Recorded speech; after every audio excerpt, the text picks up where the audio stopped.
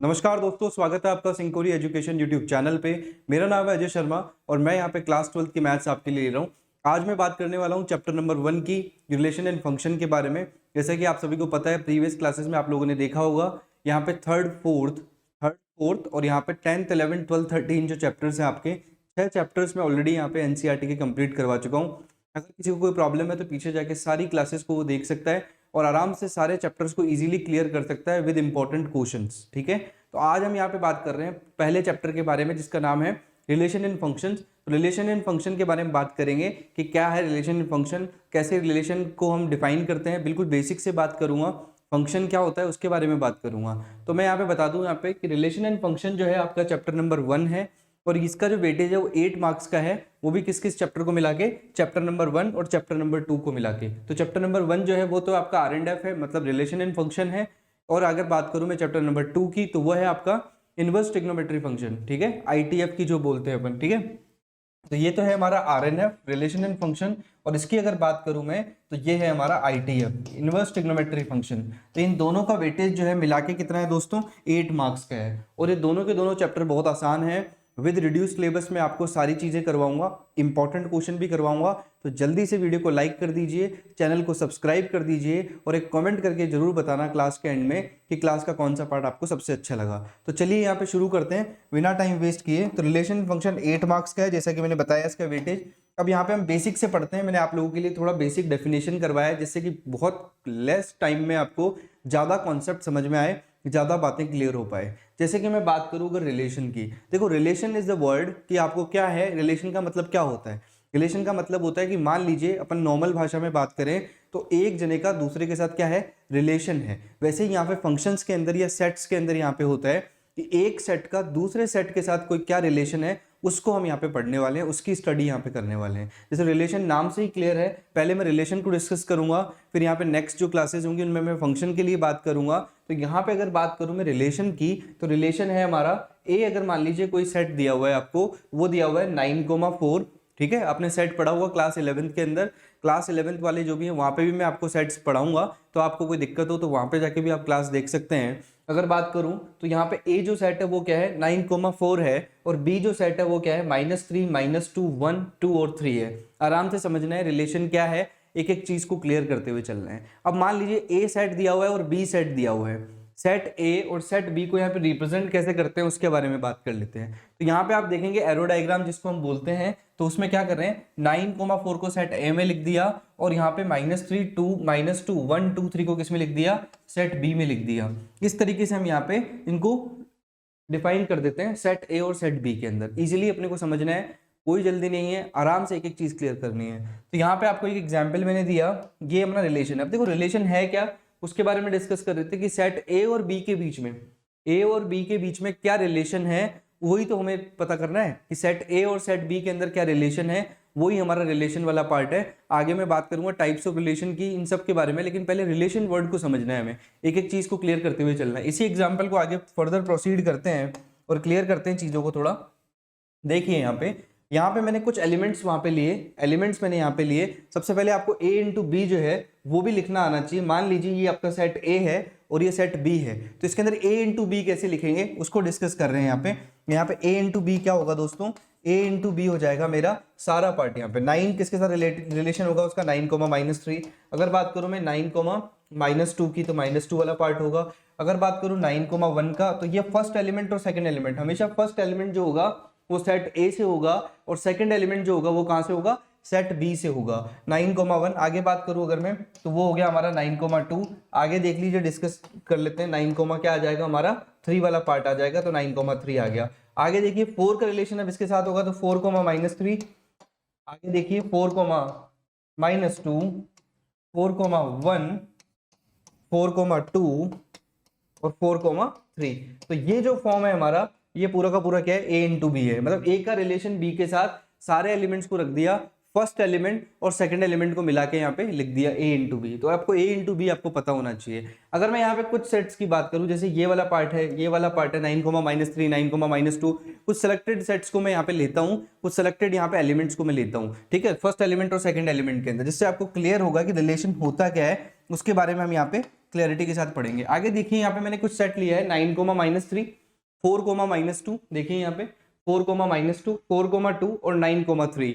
ठीक है, ये चार मैंने एलिमेंट लिए बेसिकली, जो a इंटू बी की फॉर्म में मैंने लिखा। सारे ए वाला जो सेट था उसके लिए मैंने फर्स्ट एलिमेंट को लिया, सेट बी से मैंने सेकंड एलिमेंट को लिया और यहाँ पे ये वाली रिलेशन को लिख दिया। देखिए आर एक ऐसी चीज है जो कि आर क्या है, यहाँ पे आर किसको डिनोट कर रहा है, रिलेशन को डिनोट कर रहा है। अब मैं बताऊंगा आपको कि इसमें क्या रिलेशन है। पहले अपने को समझना पड़ेगा कि ये क्या है, हमारा फर्स्ट एलिमेंट है, ये क्या है, हमारा सेकंड एलिमेंट है। ठीक है, ये फर्स्ट एलिमेंट कहाँ से आया, सेट ए से आया। सेकंड एलिमेंट कहाँ से आया, सेट बी से आया।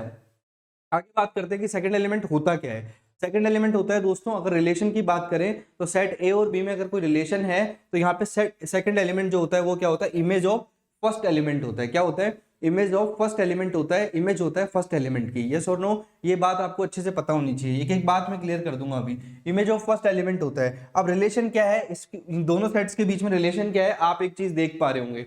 यहाँ अगर मैं 3 का स्क्वायर करूँ तो भी 9 आएगा, यहाँ पे मैं 3 का स्क्वायर करूँ तो भी 9 आएगा, यहाँ पे 2 का स्क्वायर करूँ तो भी 4 आएगा, यहाँ पे -2 का स्क्वायर करूँ तो भी क्या आएगा, 4 आएगा। इसका मतलब क्या हो गया, सेकंड एलिमेंट का स्क्वायर कर दिया जाए तो आपको क्या मिल जाएगा, हमेशा फर्स्ट एलिमेंट मिल जाएगा। इसका मतलब क्या हो गया, ये इसकी क्या हो गई, इमेज हो गई। इमेज आपको सेकंड एलिमेंट जो है वो क्या है, इमेज ऑफ फर्स्ट एलिमेंट है। ये चीज एक एक चीज क्लियर करनी है आपको। ठीक है, अब यहाँ पे अगर आप देखें तो रिलेशन क्या हो गया, रिलेशन को कैसे डिफाइन करूंगा कि the first element is a square of second element. ठीक है, स्क्वायर ऑफ सेकंड एलिमेंट है, जो पहला एलिमेंट है हमारा वो क्या है, स्क्वायर है दूसरे एलिमेंट का। ठीक है, अब स्क्वायर करते दूसरे एलिमेंट का तो पहला एलिमेंट में मिल जाएगा। तो ये सेट ए और बी के बीच में क्या हो गया, एक रिलेशन हो गया। तो उम्मीद करता हूं रिलेशन को आपने समझा होगा। रिलेशन क्या है, सेट ए और सेट बी के अंदर एक रिलेशन है, एक ऐसा रिलेशन जिसको आप डिफाइन कर सकें, जिसको आप बता सके, वही रिलेशन है। ये बात आपको क्लियर होनी चाहिए। और ए बिलोंग्स टू क्या होगा, हमारा जो भी रिलेशन के अंदर होगा वो क्या होगा, A belongs to R and B belongs to also R. तो दोनों के दोनों किससे बिलोंग करेंगे, आर से बिलोंग करेंगे, रिलेशन से बिलोंग करेंगे। तो ये आपको क्लियर हो गया होगा।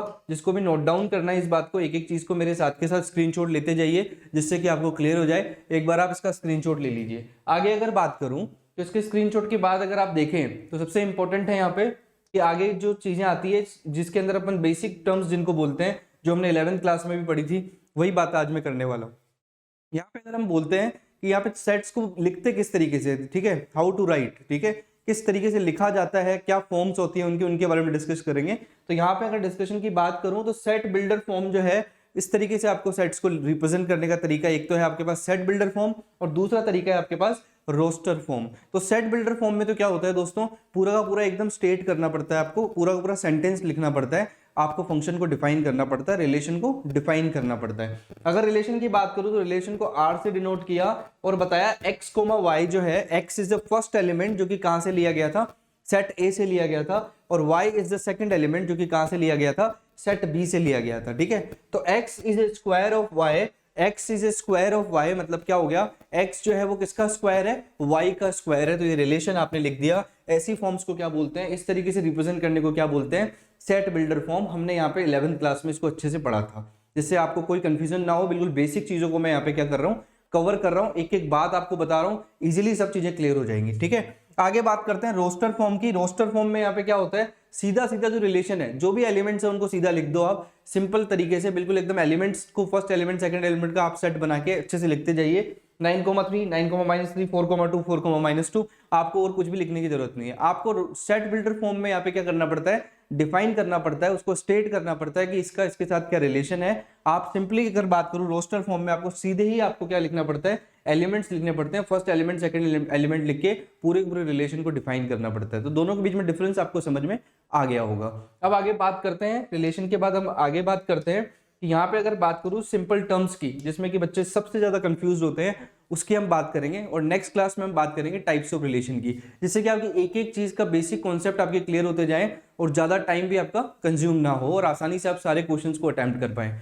आगे अगर बात करूं मैं तो ये है मेरा सेट ए, ठीक है, और ये कौन सा है मेरा सेट, सेट बी है। मैंने एक एग्जाम्पल लिया है, उससे मैं आपको डिफाइन करना चाहता हूं। यहाँ पे आप देखें तो 9 का रिलेशन किसके साथ है, 3 के साथ है। 9 का ही रिलेशन किसके साथ है, 9 का रिलेशन किसके साथ है, -3 के साथ है। जैसा कि मैंने आपको बताया यहाँ पे क्या है, 9 जो पार्ट है हमारा, 9 जो है वो क्या है हमारा, 9, 3 का स्क्वायर भी 9 होता है, -3 का स्क्वायर भी 9 होता है। तो वो चीज हम यहाँ पे क्या करते हैं, एरो डायग्राम से इस तरीके से दिखा देते हैं। आगे बात करूं 4 का कनेक्शन किसके साथ होगा, 2 के साथ होगा और 4 का कनेक्शन किसके साथ होगा, -2 के साथ होगा। तो इस तरीके से एरो डायग्राम से हम क्या करते हैं, उसको शो कर देते हैं, उसको दिखा देते हैं, जिससे पता लग जाए कि ये इसकी क्या है, इमेज है। किसकी इमेज है, फर्स्ट एलिमेंट की इमेज कहाँ पे पड़ी है, यहाँ पे पड़ी है। ये आपको क्लियर होना चाहिए। जैसे कि हमने बताया कि first element is the square of the second element, ठीक है। तो square of the second element मतलब क्या, इस वाले सारे एलिमेंट का क्या है, स्क्वायर है। अच्छे से समझना है एक एक बात को, तभी रिलेशन समझ में आएगा, तभी आगे फंक्शन समझ में आएगा, तभी टाइप्स ऑफ रिलेशन के बारे में पता कर पाओगे कि रिफ्लेक्सिव क्या होता है, आपको जो है यहाँ पे सिमेट्रिक क्या होता है, ट्रांजिटिव क्या, वो सब बातें तब क्लियर होंगी जब बेसिक्स क्लियर होंगे। उसी पे मैं फोकस कर रहा हूँ। अगर आज ये क्लास आपने अच्छे से देख ली, उसके बाद रिलेशन एंड फंक्शन के बेसिक कॉन्सेप्ट में कभी भी आप जो है प्रॉब्लम नहीं आएगी, चाहे क्वेश्चन किसी भी टाइप का आ जाए, आप आसानी से उसको कर सकते हैं और समझ सकते हैं। आगे देखिए, यहाँ पे देखिए सबसे पहला पार्ट यहाँ पे है कि ये वाला जो पार्ट है, जो मैंने यहाँ पे सेट ए लिखा है, ये सेट ए को मैं बोलता हूँ क्या है, ये डोमेन है। क्या बोलते हैं इसको, डोमेन ऑफ आर बोलते हैं। ये आर का किसी रिलेशन का क्या है, ये डोमेन है, ठीक है। इसको हम डोमेन बोलते हैं। बस हमेशा याद रखना, जहां से फर्स्ट एलिमेंट पिक किया जाता है उसको मैं क्या बोल देता हूँ, डोमेन बोल देता हूँ। वो मेरा क्या हो जाता है, डोमेन हो जाता है। अगर बात करूं मैं सेट बी की, इसको क्या बोला जाता है, ये होता है हमारा रेंज ऑफ आर, ठीक है।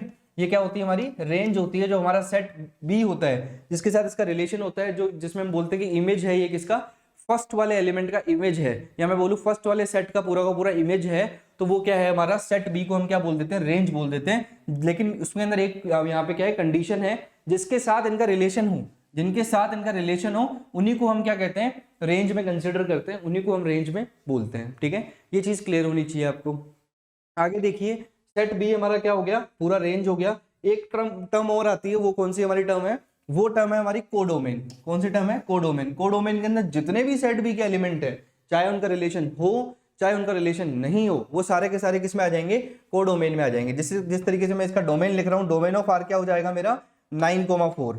ये तो यहाँ पे सेट ए जो है पूरा का पूरा आ जाएगा, यहाँ पे सीधा तरीके से आप बता दोगे कि ये डोमेन है मेरा। अगर बात करूं रेंज की, तो रेंज हो जाएगी मेरी यहाँ पे क्या हो जाएगी, केवल यहाँ पे बात करूं मैं कि 3 और आगे बात करें 2 -2 और क्या आ गया मेरा 3 आ गया, ठीक है। अब कोडोमेन में सारे एलिमेंट आ जाएंगे, कौन कौन से, 3, 2, 1, -2 और -3। तो ये मेरा क्या हो गया, कोडोमेन हो गया। आपको तीनों चीजें क्लियर हो गई। कोडोमेन में क्या हो रहा है, पूरा का पूरा सेट भी आ रहा है। और अगर बात करूं मैं सेट ए के लिए, तो वो क्या होता है, मेरा डोमेन होता है। और अगर रेंज की बात करूं, तो केवल रेंज वो होती है जिसके साथ क्या हो, पहले वाले सेट का दूसरे के साथ जो रिलेशन होता है, उसको मैं क्या बोल देता हूं, रेंज बोल देता हूं। तो ये आपको क्लियर होना चाहिए, एक एक चीज आपको पता होनी चाहिए कि किस तरीके से यहाँ पे रेंज को लिखा जा रहा है, किस तरीके से डोमेन को लिखा जा रहा है, किस तरीके से कोडोमेन को लिखा जा रहा है। तो इसका भी आप एक बार स्क्रीनशॉट ले लीजिए, क्योंकि बहुत इंपॉर्टेंट है। डोमेन और कोडोमेन में बच्चे बहुत ज्यादा कंफ्यूज होते हैं, तो इसको आप एक बार स्क्रीनशॉट इसका ले लीजिए। तो यहाँ पे आपने इसका स्क्रीनशॉट ले लिया होगा। अब यहाँ पे हम बात करने वाले हैं कि आगे जो बात करेंगे उसके बारे में आपको थोड़ा ओवरव्यू दे देता हूँ, जिससे आपको क्लियर हो जाएंगी चीजें। जैसा कि मैंने आपको बताया कि चैप्टर 1 और 2 जो है वो दोनों मिला के 8 मार्क्स के हैं। आज मैंने आपको रिलेशन के बारे में बताया, मैंने बताया रिलेशन को कैसे लिखा जाता है, हाउ टू राइट, ठीक है, कैसे लिखेंगे अपन, कैसे सेट बिल्डर फॉर्म को लिखा जाएगा, किस तरीके से हम यहाँ पे बात करेंगे रोस्टर फॉर्म की, किस तरीके से हम यहाँ पे डोमेन, कोडोमेन और रेंज की बात करेंगे। ये सारी चीजें बहुत इंपॉर्टेंट रिलेशन फंक्शन को स्टार्ट करने से पहले। इसलिए आज की क्लास में मैंने सिर्फ और सिर्फ रिलेशन को यहाँ पे फोकस किया है और उसकी डेफिनेशन को बताया, किस तरीके से एक सेट से दूसरे सेट के अंदर रिलेशन होता है। तो उम्मीद करता हूं दोस्तों आपको ये क्लास पसंद आई होगी। और अगली क्लास में हम जो बात करने वाले हैं वो बात करेंगे टाइप्स ऑफ रिलेशन की, जो कि बहुत इंपॉर्टेंट है। यहाँ से एक क्वेश्चन 100% आएगा, तो ये बेसिक आप अच्छे से कर लेना। अगर आपको ये वीडियो पसंद आया तो वीडियो को लाइक जरूर करना, चैनल को सब्सक्राइब करना और एक कमेंट करके बताना कि आपको वीडियो का कौन सा पार्ट सबसे अच्छा लगा। तो मिलते हैं दोस्तों नेक्स्ट क्लास में, तब तक के लिए आप सभी का बहुत बहुत धन्यवाद।